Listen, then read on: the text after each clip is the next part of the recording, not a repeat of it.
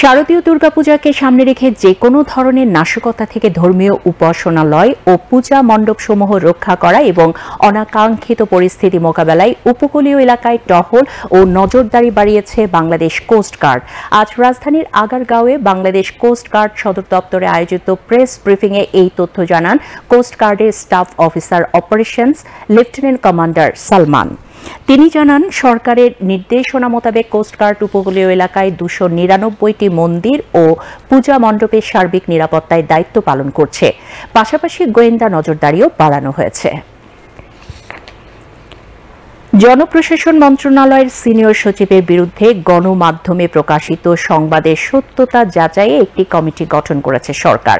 আজ এক প্রেস ব্রিফিংয়ে এই কথা জানিয়েছেন মহিলা ও শিশু বিষয়ক মন্ত্রণালয়ের উপদেষ্টা শারমিন এস মুর্শিদ। কর্মকর্তাকে নিয়ে এরকম একটা কথা, এটার নাম প্রথমত এই কথাটা উঠলো কেন, এটার সূত্র কি, এটার কারণ কি, এটা তুলে দেখতে হবে। উপদেষ্টাদের একটা কমিটি করে দায়িত্ব দিয়ে দেওয়া হয়েছে। আইটি উপদেষ্টা তো থাকবেন, ল মিনিস্ট্রি তো থাকবেই, তো আপনারা কি বলে সেভাবে হোম থাকবে, যে একটা কমিটি করে এটা ইনভেস্টিগেশন করা হবে।